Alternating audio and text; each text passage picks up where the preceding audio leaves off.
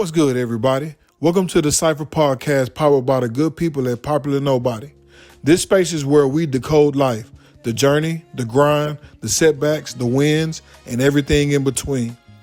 Every guest you hear on this show has a story, not just highlights, but the work, the sacrifice, and the mindset that got them where they are.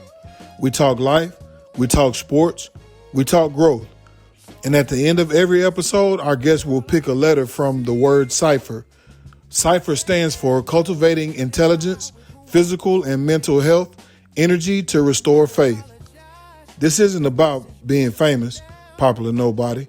It's about being intentional. Let's decode it. I'm your host, Kevin Pointer Sr., and this is the Cipher Podcast. Welcome to another episode of the Cipher Podcast. This is a place where powerful stories come together, where sports, life, leadership, and purpose all meet in the middle. Today, we're sitting down with a man whose journey represents what Texas football is all about. From the football fields of Kimball High School in Dallas to playing college football at Middle Tennessee University for the Middle Tennessee Blue Raiders, to living the dream of playing in the NFL with the Dallas Cowboys, the Indianapolis Colts, the Buffalo Bills, and the San Francisco 49ers. And now he's shaping the next generation of young men as the head coach of the Burleson Elks in Burleson, Texas. Ladies and gentlemen, we are honored to have Coach Phillip with us today. Coach, welcome to the Cipher Podcast. Man, appreciate it. Extremely excited to be here. It's good. I'm glad to have you here finally. Yes, sir. Hey, okay, so every show I do my research. Yeah. So I'm finna say something, and you gotta tell me where it's from. Yep. And when do you normally say it? Okay. Beat me there or don't beat me there? Oh, man, we're going from drill to drill.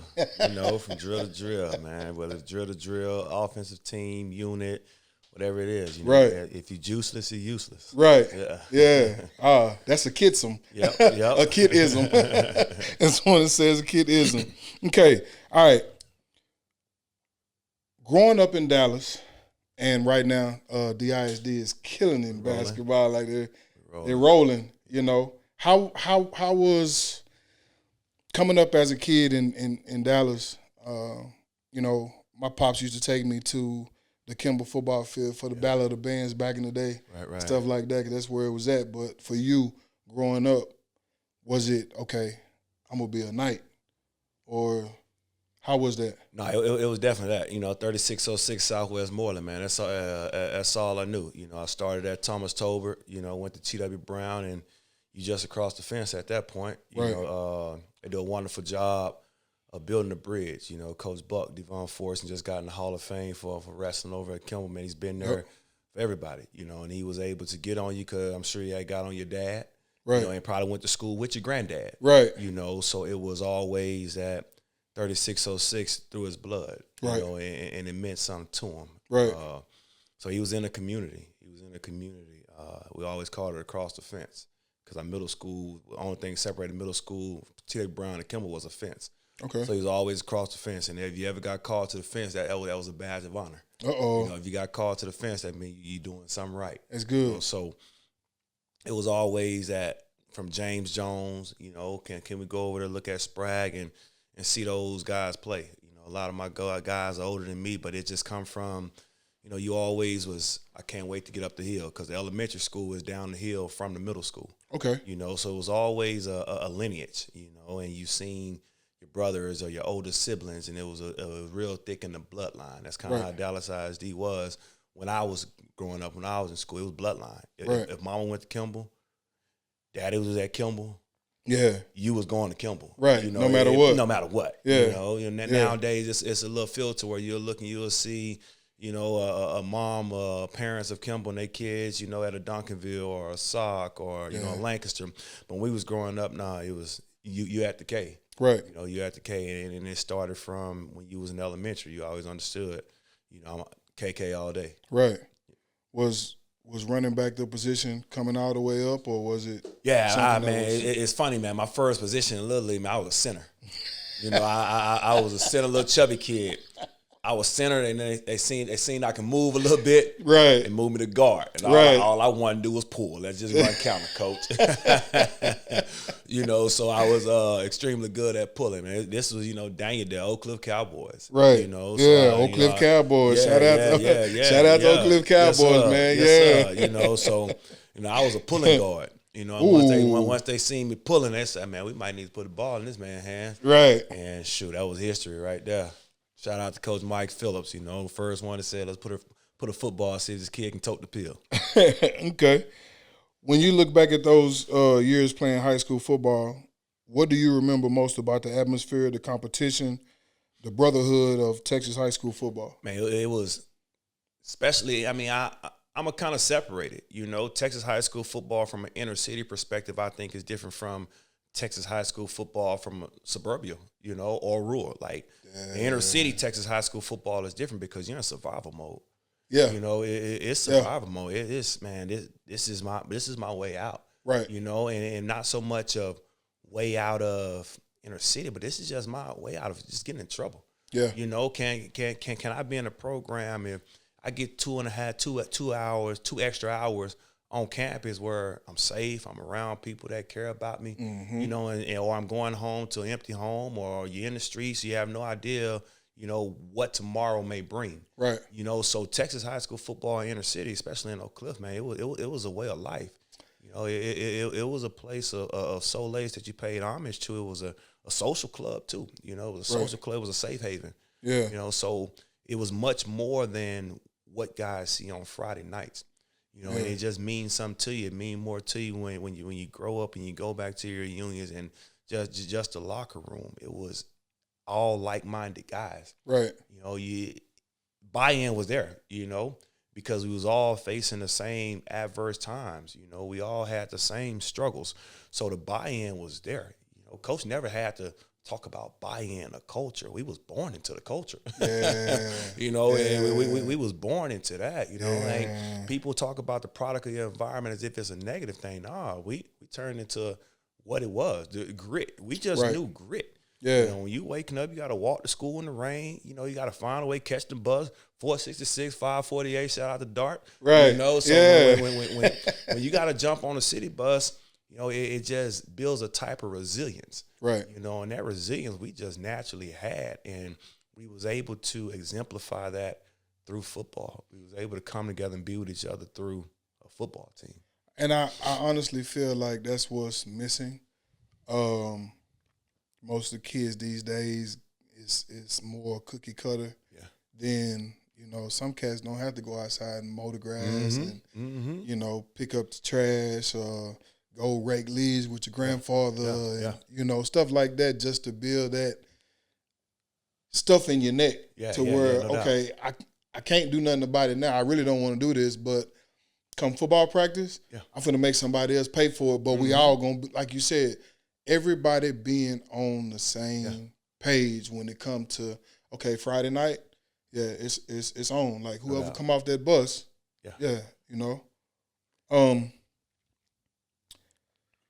who was at that time, who was the rival? Was it Carter? Oh, it was always Carter, CC, and that was true rival because before it was when you was at Brown or when you was at Tolbert, it was Daniel Webster. That was elementary rival. We had rivals in elementary. So elementary all the way up. Yeah, because I think what hurt more the inner city schools, my personal opinion, is when they took away elementary track. When they took away elementary track, kids start getting afraid of track. So kid not seeing track until like middle school and they get afraid of it, Yeah. And track is what builds that grit. Right. Because it's you versus the man beside you versus the clock. Running is the ultimate gut check. Every other sport, when you get in trouble, what they make you do, run. They make you run. In track, that's what it is. Yeah. We going to run. So elementary track, that's where rivals started, elementary track. So then you go up to your middle school. It was Brown versus Atwell. Right. And Atwell was the feeder that feed into Carter. Brown was the feeder that feed into Kimball. So then we went up there, and all you want to do is, man, I can't wait to play in the Oak Cliff Super Bowl. Right. I can't wait to get there. So it was always Kimball versus Carter. And where did y'all play that at? Played at Sprague, but then I think like my junior year, that's when they built Kincaid, Ellis Davis, once they built Kincaid and they start bringing it over to Kincaid. I probably played in one of the the last night Carter and Kimball games. Game would get so hectic, So they had to say, man, let's just go. We got to play this game on a Saturday when the sun's still out. Yeah, yeah. So I played my senior year was still a nighttime game. Right. But after that, I think they started switching it up to playing in the daytime. Your senior year, what was your biggest game? Man, my biggest game my senior year had to be Ennis. Had to be against Ennis. Man, we lost third round 14-20. Wow. 14-20. But it was one of the biggest games because, can we play with these guys? What that looks like. And for us to go out there and do what we did, even though we came up short, I think that was one of the biggest games, I played in, third round against Ennis, something about I like it because my junior year, we played them at home, so they came and packed, Then my senior, we went there and being able to look up in the stands and see how the entire city came out to support us third round, you know, with fan buses with the kids and just seeing the whole city come up to Ennis and us play good football. So in that process, you seeing the schools coming, asking about you, was Middle Tennessee just the one that was there like all the time? Like every time you turn around, you getting pulled out to come talk to them? Or was there another school that was like at top of the list and you was like, that's where I'm going, but it flipped and you end up there? Man, great question, because my recruiting journey was different. It was fun. It's a lot different from recruiting now. Of course. The 5 visits, I was going to take the 5 visits, so I was committed to the University of Houston until like late in the business. I was gonna go be a Coug, man. I'm glad I didn't. I don't think I would have made it in Houston. Especially where U of H located. Exactly, Third Ward. Shout out Third Ward, man. Hey, man, French's and Timmy Chan and all that, man, on Scott Street. Shout out Third Ward, man. So my recruiting, came through and I committed to U of H. Now, later on, I like, man, Middle Tennessee came into it. They came into it from a track perspective. Recruit me for track. Right. I still laugh at my first visit to U of H, though, man. We went to Papados. That was my first time ever being at Papados. I go and I order with all innocent. Man, can I get some chicken strips? And I'm talking about they laughed me up out of there. They laughed me up out of there. They said, man, you ain't at home, I'm going to order some real food. Right, So for I real. started ordering the steak, the lobster, and all my other visits. I ate good. I was going on visits just to eat, because you can tell them about the football program later. I took a plane. Now, my first time jumping on a plane in Houston, went up, went down. I say, man, that was a quick flight. But I was gonna take advantage of it. I was in the city kid, man. We took cars and vans everywhere. We was summer track kids going from Oak Cliff to Eugene, Oregon in a 15-passenger van. Right. So the first time I got to get on the plane, I'm jumping on the plane. Right. So it was U of H for the longest. Then Middle Tennessee started recruiting me for track. Then I got a new head coach at the time, Rick Stockstill, and he came in and, man, within 5 minutes, I said, Coach, I'm committed. I don't even need to see the campus. Right. It's just, again, I keep on speaking on just my environment, how I was raised, man. My discernment is through the roof. So it don't take me long to see if this guy BSing me or if this guy legitimately going to be there for me and going to support me with the way I need to be supported. Right. Because I can go play football anywhere. Yeah. I can go play football for anybody and be successful. But how is he going to grow me as a man? How is he going to help me to be able to just come back and visit the cliff and not just get stuck in the cliff? Right. So once I sat down with Stock, within 5 minutes, I said, Coach, I'm there. Right. He was like, you need to see the campus. I said, sure, you want to show it to me, but Coach, look out this window. I'm guaranteed it's going to be better than this grass out here I'm playing on. For sure. So I'll be there. Man, okay. So I always do this, too, on the show, too, like, because I hear something and I bag up. So you say y'all went to Eugene, Oregon. Okay, so they just did the Greg Williams invitational thing at Lancaster the other day. So tell me about the track. I mean, were y'all the standard?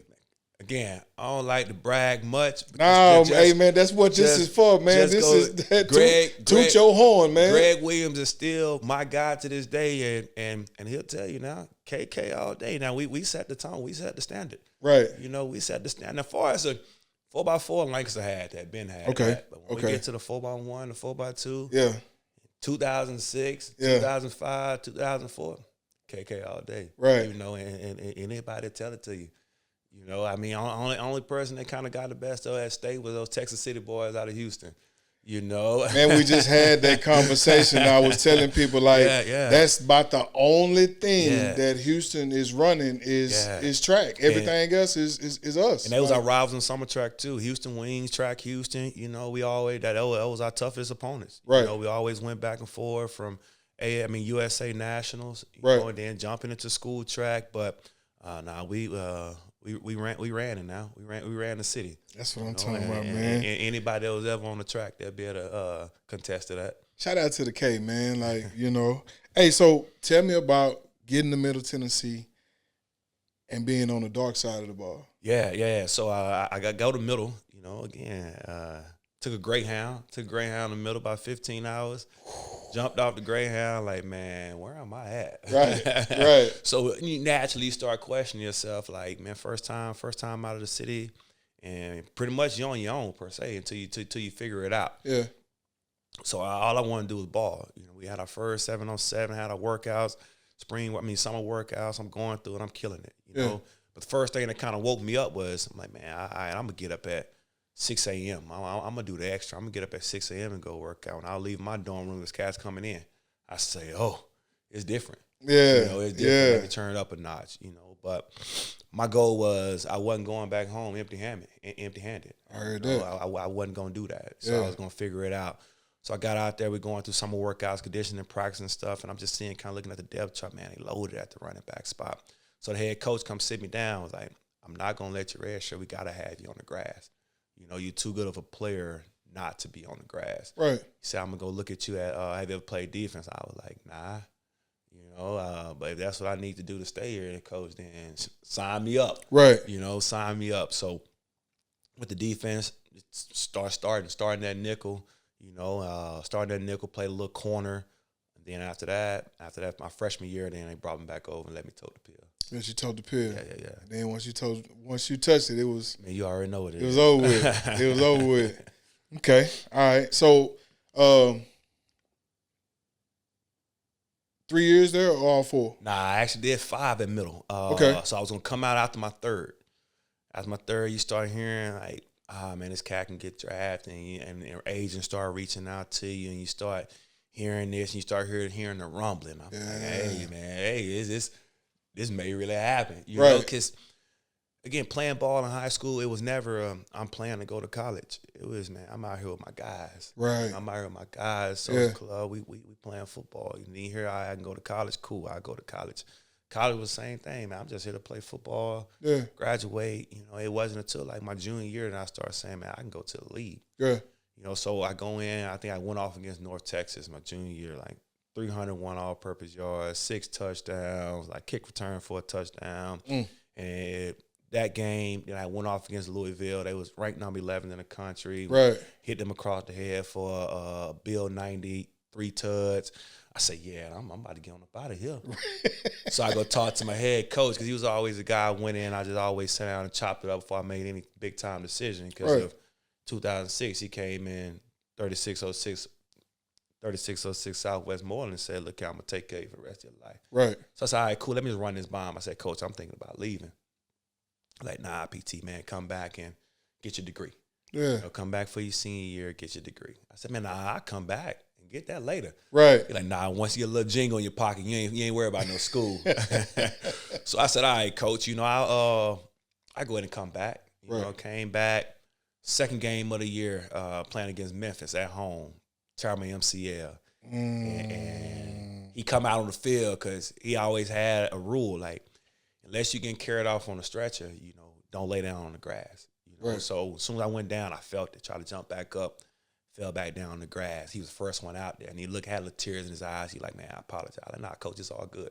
Right. You know, so he felt that guilt of, man, I had him come back and he got hurt. You know, I said, coach, man, it'll be all right. But it was a blessing because I wouldn't be in a career path on the career I'm in now if it wasn't for that. Gotcha. You know, so tear my MCL, turn into a player coach, you know, and that's when I fell in love with coaching. I couldn't play.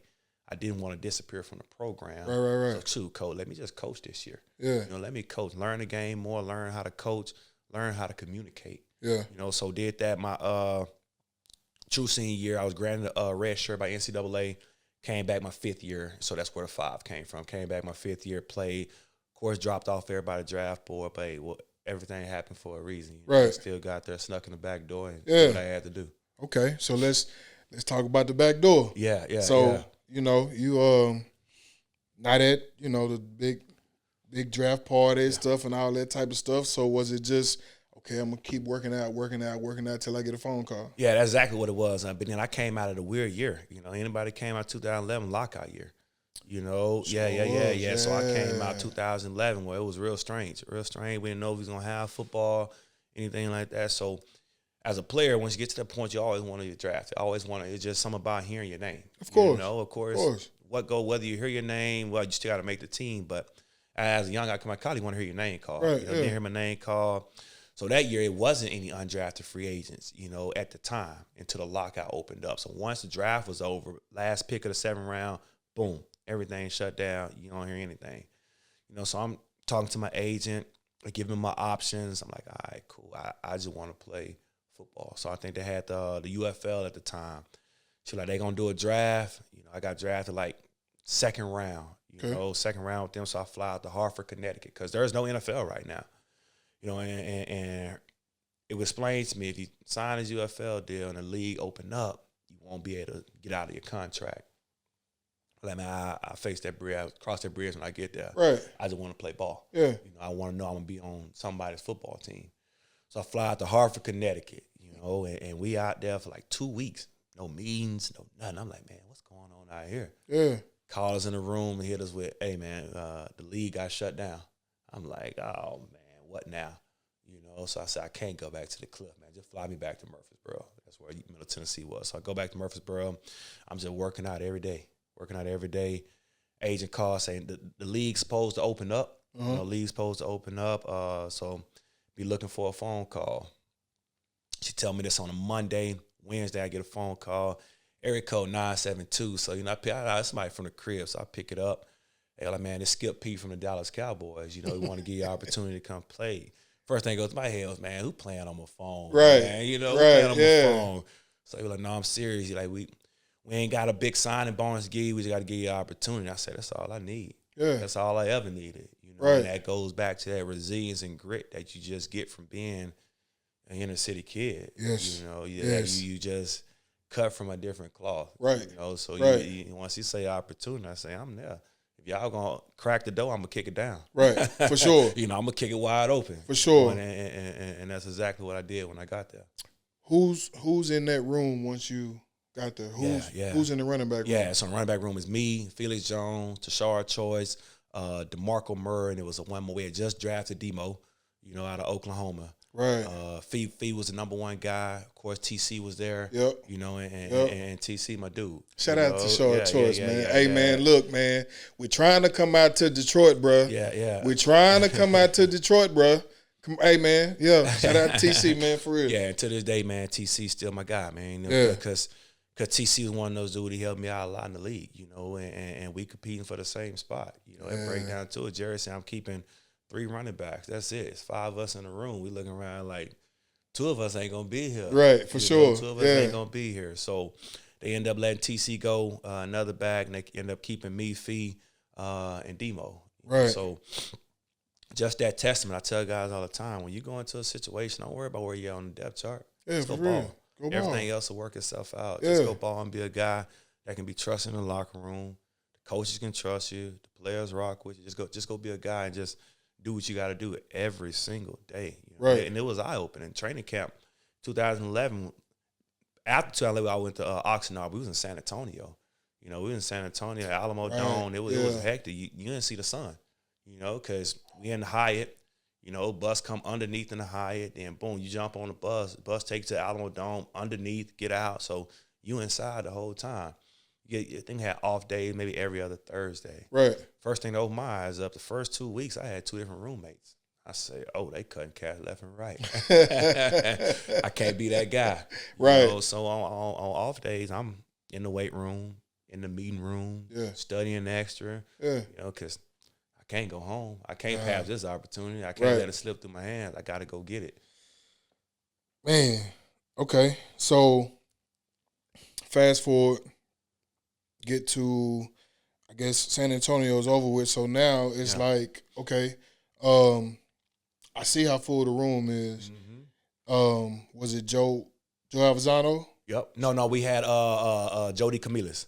Okay. Yeah, Jody, special team guy. Yep. So is that, hey, Coach, wherever you need me? Yeah. Or was that a conversation where he already seen the film and, like, came and grabbed you? Yeah, they already seen the tape. You know, they're seeing tape again. And in college, I only return kicks. You know, so I ain't know too much about special teams other than it was a mentality. Yeah. That's all special team was a mentality. It was a blessing that I did play defense, you know, a little bit my freshman year. You know, so as far as tackling the football, getting to the ball and things like that, it came kind of easy to me from the special team perspective. Right. And that's where a lot of, you know, offensive guys kind of struggle on special team. With Kenny run down here on kickoff and make a tackle. Yeah. Kenny run down here and run through somebody's face. Yep. And then make a tackle over and over and over. And all that's just a mindset and mentality. Yeah. You know, so understood what my role on special teams, understood my role on punt pro, being able to protect and things like that. And same time as being able to run the ball, knowing the offense, pass protection. You know, so that's kind of where it was when I was there. I think TC had a hamstring injury. Demo stayed banged up throughout camp. So, and then Fee was the number one guy, so he wasn't going to get that many reps. Right. So just for me going in there, my mindset, I went from number 5 on the depth chart going to preseason game as the number 2 guy. Yep. You know, so it's all right, cool. I got to make it happen. Right. Was 34 the number of choice? Yeah. Well, nah, I mean, I just wanted a jersey. It didn't even I matter. ain't care. They could have had 0.5. They could have had a decimal on my jersey. I ain't care. just let me put on the uniform. You know, right. They had articles, man. They used to laugh about it. I was first guy in.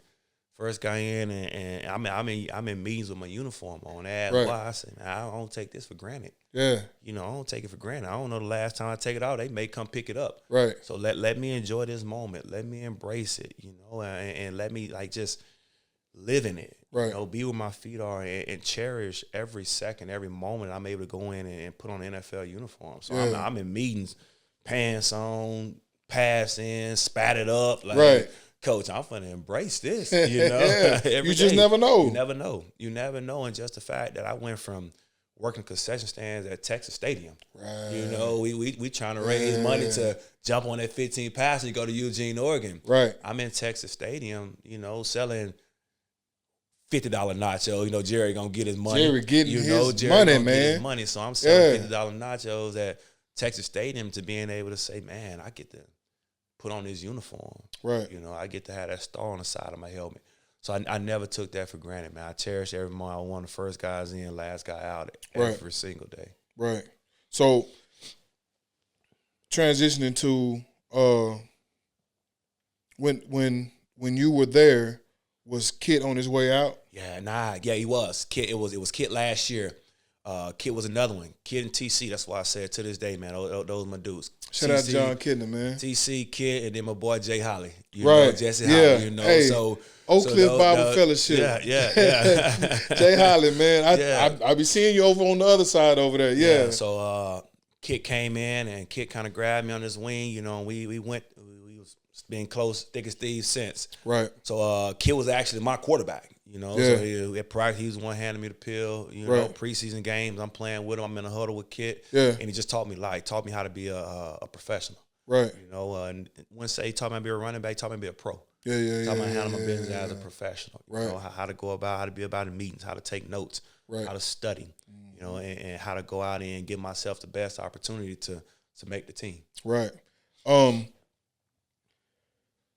How many times did you have to go, like, from squad to practice squad to get called back up and all that type of stuff? And then when you had to go to those 3 other teams, the Colts, the Bills, and the Niners, how did that affect your mental health and your faith in God? Yeah, man. Like going through all that transition. Man, phenomenal question. My rookie year, 2011, I never knew how all that worked. You know, it was more cutthroat than it is now. Yeah. You know, they bring 90 guys in.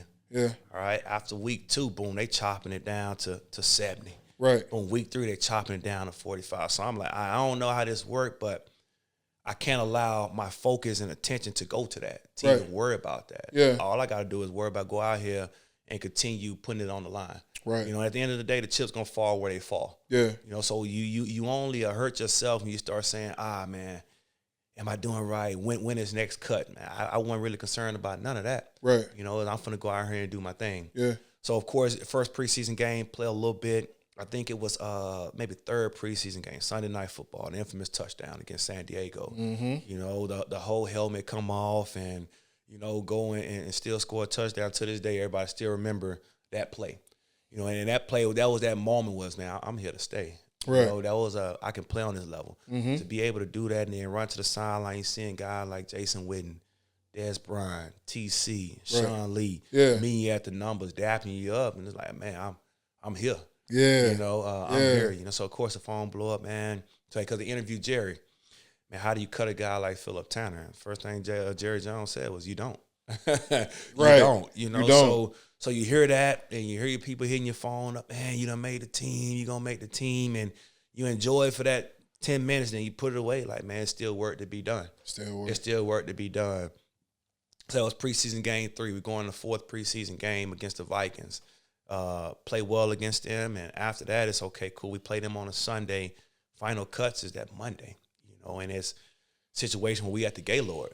It's one of the funniest stories I tell everybody, you know, so you nervous, you know, like, first of all, how do it go? You don't know how it goes, so they pick us up on a charter bus at the Gaylord. Yeah. Bring us to Valley Ranch. One at the start end was at Valley Ranch. Take us to Valley Ranch. We get off the bus. It's probably 6:30 in the morning, still dark outside. So we walking in. It's a person at the door. You go left, you go right. You go left, you go right. You go left, you go right. I walk in. They tell me right. I hear left. I go in the room with the left. I see the faces in there. I say, man, this can't be good here. Right. This can't be the good room. This is not the good room. So I'm sitting here. I walk in. Hey, PT, you supposed to be in this room. I'm like, all right. Right. You know, so I go in the other room. It's a little more vibrant in that room. Yeah, it's a vibe in there. Chest poked out of that room. Yeah, for sure. For sure. Clearly, you walking in, they seen to the left, man. These are guys that didn't make it, you know. So I think at that moment, to, again, being undrafted free agent, sneaking in the back door to make the 53 off rip, you know. So I was never on practice squad. Right. You know, I never was on practice squad. Good. I was a 53-man player throughout my entire contract in Dallas. Okay. So after I played in Dallas, you know, played my 3 years in Dallas, went into free agency. Still remember this conversation with Jason Garrett. We sit down, he was like, man, we don't have the money to pay you, man. We was so far behind the cap. You know, we was beat. You know, so again, that's just the business side of it. You know, you do everything right, you play out your contract, you're looking for a new one, they just ain't got the money to give you. Right. So I said, cool, I'll jump into the free agency world. Yeah. The free agency world is what kind of rocked me a little bit. Right. You know, I go from being spoiled in Dallas, you know, for those first 3 years, and I go to Indy. Training camp in Dallas now is phenomenal. Right. You know, you're in Oxnard, it's 75 with a breeze. Yeah. You're in your own apartment. You just walk out your apartment and practice feelings in the backyard. There. Yeah. Go to Indy, we in an all-girls dorm. You know, all-girls dorm, college campus. You got to get golf cart rides. And I'm in there like communal restroom, you know. So, Come on, man. So I'm like, man, it's different right here. Yeah. It's different. So I still remember her name was Miss Jackie. That was our sports psychiatrist in Dallas. Right. Hit Miss Jackie up after probably the second week of camp. I said, man, I don't know if this for me anymore. You know, straight up. I still remember laying across my bed, man. I don't know. No TVs, no nuts. I don't know if this for me. She said, PT, you probably just homesick. You know, you're probably just homesick. You know, first time out, you know, you on a different team, learning new things. In Dallas, you get all the gear. You know, they spoil you now. Indy, you get a T-shirt and some shorts. Make it work, you know. So it was still football, still enjoy, still in the league, but mentally I wasn't there. You know, mentally I wasn't there. I was already thinking about, man, what I'm gonna do out the football, and I tell guys all the time, man, don't get caught up in that because it affected my play. Right. Yeah, it affected my play. I still remember one game I fumbled. I fumbled, never fumbled the football. Fumbled the ball, ran it back for a touchdown. My daughter came to my side and said, Dad, they gonna fire you. Straight up. Dad, they gonna fire you. You know, and she must have knew something. She knew it all, man. Come next week, hey man, need to see you get your playbook. You know, so that was the first time I got cut, you know, when I was in Indy.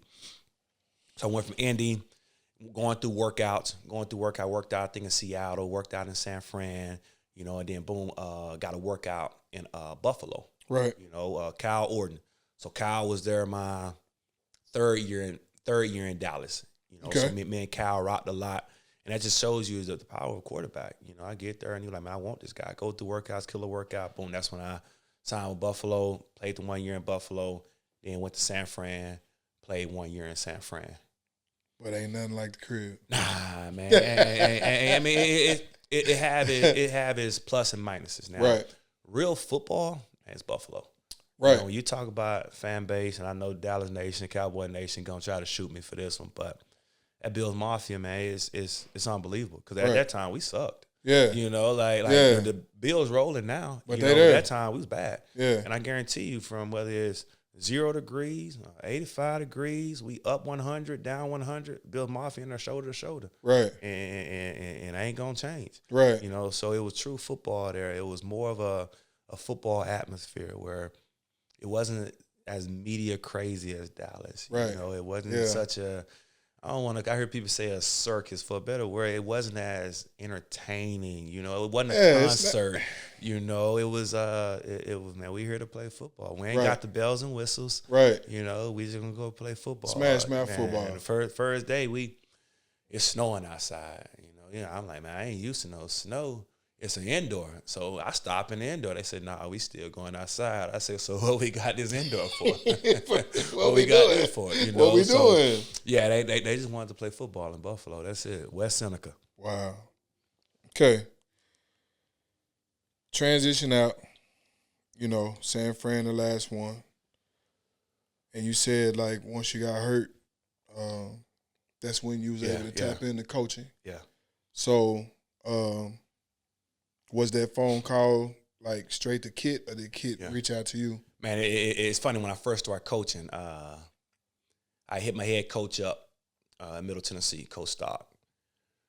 Went in, so San Fran was hardball last year. So everybody, all the old heads seen the writing on the wall. Right. You know, everybody seen it. Me and Crabtree was out there to go, Mike Crabtree. All the old heads seen the writing on the wall. Like, all right, old heads, hardball, it's going to be a new regime. Hardball leaving. They going to redo everything here. Right. You know, from Frank G. I said, Frank G, if they moving on Frank G, I know I'm the next one out the door. You know? So it's one of those things where, man, do I want to be a journeyman? Do I want to just keep bouncing around, living out of hotels? Because in San Fran, I stayed in the hotels, 1 year deal. Right. You know, so do I want to keep bouncing around? Do I want to go ahead and jump into this coaching world? So I hit my coach up. I said, man, Stock, like, if they don't renew my my deal, I want to come coach. You know, the opportunity for me. Like, they can come in and be a GA. I said, nah, I don't mind doing it at all. Right. So, of course, boom, didn't re-sign in San Fran. So I told my agent, I said, nah, I'm just going to jump into coaching. Okay. You know, so I go to Middle Tennessee, was a GA for about 6 months. You know, about 6 months, and then I got a call from a charter school in Oak Cliff, A.W. Brown. Yeah, you know, A.W. Brown. And it was middle school. Right. Middle school, and I was coaching, and I was an elementary PE teacher. Right. You know, getting it out the mud. Yeah, you know? getting it out the mud. Yeah, but definitely. I think it was all a blessing to set me up for where I'm at today. Right. You know, 'cause I tell people when I go speak to people, when you're successful, it's selfish. Right. You know, it's about you. Yeah. Can I earn this? Can I make this happen? Right. Can I do this? It comes and goes. It's all about you being successful. Right. But after you've done everything you wanted to set out and do, what comes out to that? What comes out of success? And I think it's being significant. Right. You know, and that's significant. That's that selfless side. Like, all right, cool. Whoever want to reach their goals, let me help them get there. Right. You know, successful. I'm in my 911 Porsche, Panamera, two-seat. I'm by myself. Right. You know, but then when it's helping people, let me go jump on that charter bus. Right. I'm gonna make stops. Whoever want to jump on and get where they need to go, let me help you get there. Right. So that's when I went to A.W. Brown Charter School, and my agent was still hitting me up, man. Kansas City want to sign you. You know, they say they're going to show you they want to sign you. Kansas City going to cut one of their running backs. Like, you just got to come in, pass a physical. And I still keep these text messages in my phone. And I said, nah, I'm good. You know, if I go back to the league, I'm just chasing money. Right. You know, I want to be in a situation where I can give back to the kids that walk the same streets as me, need me in their life, and in a place of significance. Right. You know, so that was that transition. It was a tough decision because throughout the year, it was still teams calling. You know, that's the hardest part. My Miami called, you know, Kansas City called, Buffalo called back, and it was like, man, but that told me, you know, I wanted to get into coaching. So turned all those teams down. Stayed in the coaching world. Left A.W. Brown. Went to Kimball. Started helping back out at Kimball High School. Okay. Jason Garrett calls me. You know, I did 1 year at Kimball. Jason Garrett called me. I want you on the coaching staff. I was like, to do what? He's like, nah, I want you to come coach. You know? So I went there, coached for 2 years in Dallas, assistant special team coordinator. Okay. My second year is when Kit came to be the quarterback coach. Gotcha. Yep. So once Kit left there, that's when Kit got the Burleson job. Yep, sure did. And at that time, we all know 2020, boom, COVID hit. Yep. You know, it's hiring freezes everywhere, things like that. So that's when Kit called me to come here. I was supposed to go to Texas A&M Jimbo and interview with Jimbo that Wednesday. Kit was like, man, just come Monday. Just talk to me. Then Kevin Ozzie called me. Just come, talk to us and hear us out. Like, I wasn't feeling high school ball at that time. Right, you know? for sure. But Kit was a high school ball guy. Yeah, no doubt. You know, and I trusted him in 2011. I trusted him in 2020, 9 years later. Yeah. And again, just trusting him, he put me in the right direction, and shoot, that's why I'm here now. So, defense coordinator for Kit. Yeah. Get to be around Jalen, Mm-hmm. Dylan Raiola, Mm-hmm. all the big names and stuff like that. So then, because I remember coming, we was in there PE. I was showing you the running back that I was coaching at Sagu and all that type of stuff. And so then the opportunity for you to go be a head coach at Southwest in Fort Worth. Yeah.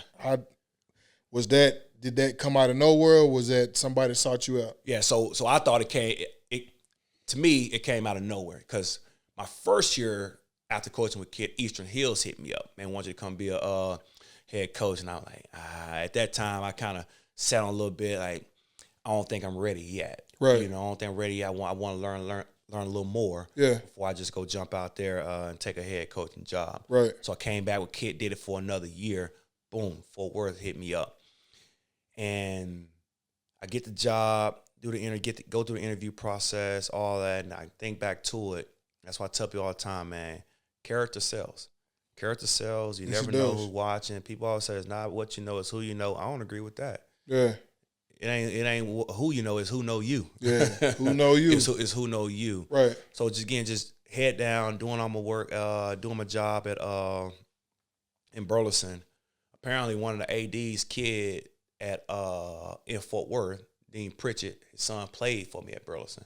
You know, so he just seen just kind of how I went about my day, went about how I just took care of kids, regardless of X's and O's. Yep. You know, how I take care of my kids, how I take care of kids, and boom, they give me an opportunity, give me an interview, go in, kill the interview, take the job there for 2 years, and then shoot, Burleson opened back up. Burleson said, hey, come spin the block. Right. Bring me back, you know. So Burleson called me back, and I go there, and shoot, that's where we at now. Okay, I'm finna read something. Yes, sir.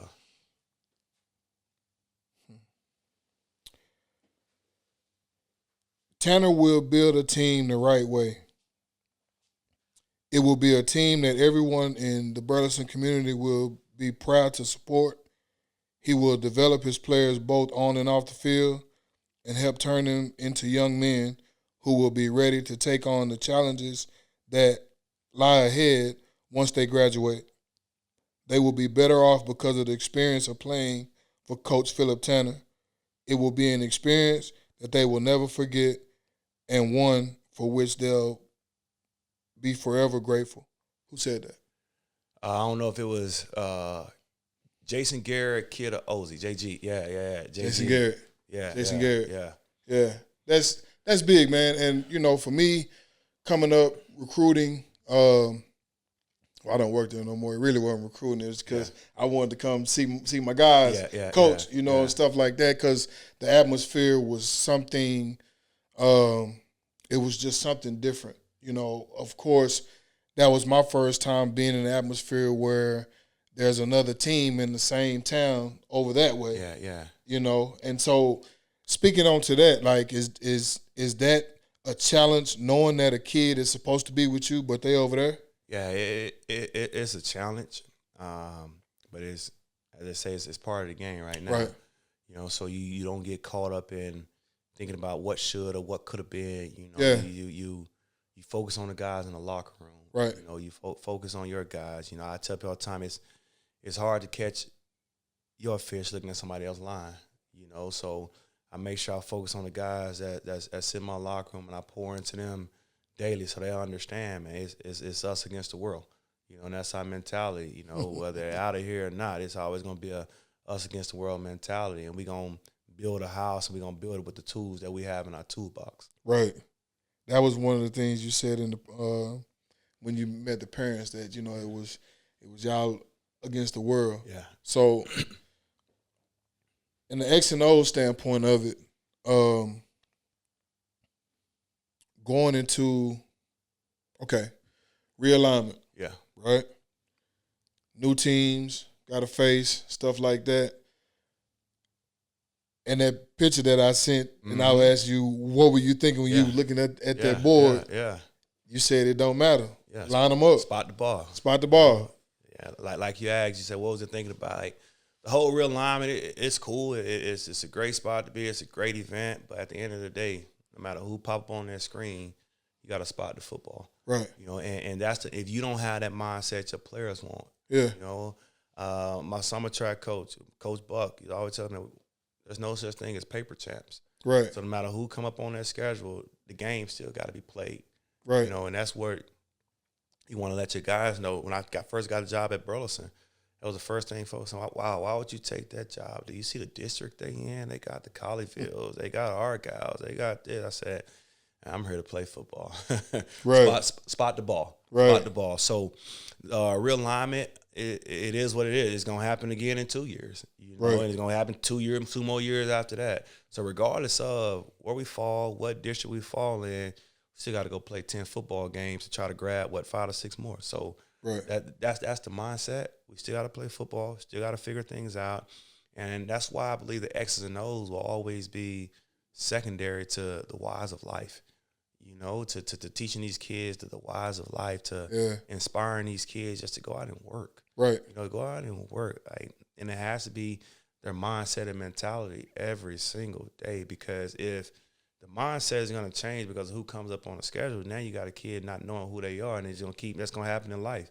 Every situation they in, they're going to get pulled another way, or they're going to be another person. But when you have a solid foundation and know who you are and know what's in you, the elements won't get to you. Right. You know, At don't all. ever let the elements get to you. You know, At you're all. going to be who you are. Rain, sleet, hail, snow, West Coast, East Coast, it doesn't matter. You're going to be you and be able to stand tall no matter what adversity, no matter what adverse times come. So that's why we always focus on is us against the world. You know, and the world is anybody outside this locker room, to be honest. Right. So coming from the inner city, Kimball football, getting on that bus, 15-hour ride, Middle Tennessee. Yep. Stacked running back room. Mm-hmm. Okay, I'm here. I ain't going back home. Yeah. Getting opportunity in the league and playing for those teams. Get through. Giving back. Mm-hmm. Starting at A.W. Brown. Mm-hmm. And then getting all these other opportunities that you passed up on to be where you at right now. Yeah. What did all of that in a nutshell teach you? Man, it taught me that life is not about nature nor nurture. It's about choices. Right. It's about choices. Right. And I think there's 2 things in life that change you. You know, the books you read and the people you meet. Right. You know, the books you read and the people you meet. Those are the 2 biggest things that's going to change you as a person. Right. You know, it also taught me that no matter where you come from, man, you can get to wherever you want to go. You know, I was blessed to be able to, before I turned 30, I had coached in every league, coached on every level, and played on every level. Before I turned 30, inner city kid. That's a blessing. You know, inner city kid that wasn't supposed to. Right. Because of what it looked like outside my window. Right. You know, he don't have a father in his life. He Right. don't have this, you know. So all the what wasn't supposed to happen, you know, it's easy to fall to that or fall victim to that mindset of thinking your ceiling is low. Right. Yeah, that's just the environment, that's just the nature, you know, not nurture. It's about the choices you make, you know, getting up deciding to I'm gonna be better than my environment. I'm gonna be better than what somebody else said I was. Man, life is a book. Right. You know, and you have the pen. Right. So you can listen, you can give somebody a chapter, you know. Yeah, for sure. But your conclusion and the nooks and crannies of it's on you. You write that book. Yeah. You know, and that's what I'm encouraging anybody to understand. I don't care if you 12 years old. I don't care if you 56 years old, man. As long as you got breath in your body, your feet hitting the ground, you got the ability to change your situation. Right. It starts with just making choices. Right. So I went through all those things with just determined that I'm gonna go get it. Yeah. I'm gonna go get it and I'm gonna make it happen. Then once I make it happen, now I'm gonna go plant seeds. Right. For the ones that don't know how to make it happen. Right. And that's where I'm able to stay humble and able to still understand and give back by helping the ones that, man, PT, I don't know if I'm be able to make it. Yeah, you will. And this is how we gonna do it. Right. So just telling my story. Yeah. Telling my story and helping others understand, like, all right, cool. It's not gonna be easy. Right. But you find something you're passionate in and you just train for life. I had a thing at TFL. Coach, tackle for loss. Nah, we training for life. We training for life. So I'm gonna continue intentionally putting you in adverse situations because life don't care. Right. Life don't care. Adversity not gonna shoot you no text. Nah. Hey, next week, Tuesday at 5:00, I'm gonna be on your doorstep. Right. No, it don't work like that. It don't work like that. It don't work like that. It don't work like that. But if you training for life, when adversity comes, you laugh. Ah, man, I done been here. Right. Let's dance. Okay. Grit. Yeah. Yes, sir. Tell me about it. Man, that everything you just asked how I made it through because of that. Right. Because of that. Yeah. And then we break it down to, of course, what grit stands for. Just, man, I refuse to be stopped. Yeah. I refuse. I will have the stamina to achieve and be successful no matter what I'm going up against. Right. And we break it down as just being grateful, yeah, respectful, impactful, and trustful. So you break that down, and everything we do is about grit. Yeah. Just a gritty. I will outwork you. That was my mindset. I right. was going to find the hardest work on the grass, and I promise you, I'm going to outwork you. I don't care what your talent level. I don't care how tall, how big, how fast. I don't care what the numbers say. I won't be outworked. Right. And I still had the same mindset at 38 years old now. Like, I won't be outworked. Right. I won't. And that's the same mindset I take to my kids. Yeah. We won't be outworked. Right. And that's why we look at the real lineman. We look at the coach. It don't matter. Right. We will not be outworked. Spot the ball. Spot the ball. and that goes on with anything. Like, right. How do you manage time with your family and coaching and all other hats you wear? Figure it out. Right. Get it done. Get it done. Get it done. Grit. To be able to find time to do everything you need to do and do it at a high level, it's grit. Okay. Before we get to the rapid fire, yep. Is Sherrod Baker one of the best running backs you've seen thus far? Yeah, 100%. Yeah. Sherrod Baker, and then my guy, Richmond Randall. Yeah. My guy, Richmond Randall. Yeah. My guy, Richmond Randall, may be the most polished. Right. Maybe the most polished. Again, as far as coaching, just me watching the game, knowing the game. The Randall kid is the most polished, but the Baker kid can tote it down. Right. He can tote it. It's a mindset. He's raw in a lot of areas, but his natural ability, his instincts, and things like that, he can tote the pill. Yeah. Okay. What linebacker did you not want to face on Sundays? For one, I'm glad I didn't have to face him. One I had to face every day, and that was Sean Lee. And I had to face him every day. Was he one of the smartest? Was he the smartest person? Yeah. He's number one, and probably Luke Kuechly, probably number two. Let me see who'll be number three. But them two for sure, two of the smartest backers I ever played against. Right. Ever played against, and just how they went about their business, how they can dissect plays. But I was able to see firsthand with Sean Lee just how he studied the game, why he was such a good linebacker and such a smart backer as well. Right. Yeah. So, had Greg Ellis on the show, and one of the questions that I asked him was the speed of the game. Yeah. And he said that it was so fast and so violent that his wife that was down there watching had to be taken up. It didn't happen at that time, but he said he broke this bone blocking somebody. Yeah. Is that? Oh, is that real? And then speaking of line, I hated London Fletcher. London Fletcher, man. You can watch, man. 2 times a year for 3 years, man. Yeah. He probably was the one I hated to play against the most. But I mean, the physical aspect of the game, it's unreal. I tell people all the time, as far as cover 2 is cover 2. Right. Man is man. Yeah. Inside zone is inside zone. Yeah. Power is power. Counter is counter. Post gonna be a post. Right. You know, from 6-year-old to Pro Bowl CeeDee Lamb, a post is a post. Right. However, the speed of the game is unmatched. Right. You know, you got your handful that run 4.2.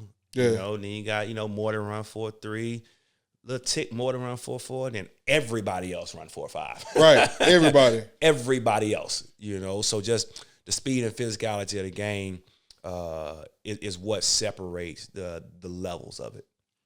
Okay. Before we wrap up, we always like to ask one final question on the Cipher podcast, but I have two. Cipher stands for Cultivating Intelligence, Physical, Mental Health, Energy to Restore Faith. Out of the CIPHER, which one do you pick and why? C, 100%. Cultivating. Yeah, the cultivating. I picked the cultivating because a lot of people don't understand what cultivation is. Right. Some people may think, cultivation is just, we're going to just pacify. We're going to help. Cultivation is hard now. Yeah. When you cultivating, you get into the soil, you tearing the soil up. Right. You tearing the soil up to make it better. Yeah. So that's what I tell my kids. I'm going to cultivate you daily. Right. Your benchmark is when you walk through my door. I don't believe in tearing a kid down to build him up. I don't. Right. But we'll renovate the house. Right. we ain't got to tear it down.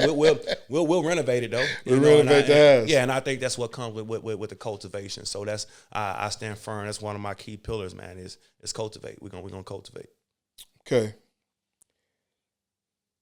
Years from now, when people talk about Coach Phillip Tanner, what do you hope they say about the way you impacted a player's life? Man, he saw what they didn't see in themselves. He saw what they didn't see in themselves. He saw a oak tree.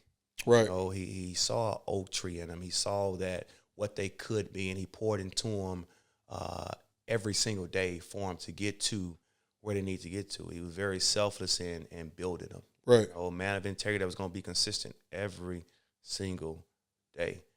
So that's what I would see. Right. That's what I would hope for them to say is that, man, he saw something I ain't see it myself. And right. I think that's what all great coaches do. Okay. Well, Coach, we truly appreciate you joining us today. From Kimball High School to Middle Tennessee University to the Dallas Cowboys, the Buffalo Bills, the Colts, and the Niners, to now leading the Burleson Elks. That's a journey that comes full circle. And we here at the Cipher Podcast, thank you for being on the show. That's another cold crack. If you like anything that we said today, make sure you apply it. Click and like the subscribe button. It's down at the bottom, but it's up at the top. Click the button, subscribe to this channel, and please like this. And this is the Cipher Podcast. Thank you, Coach. Yeah, I appreciate it. I appreciate you, man, yes, for sure. Yes, for sure.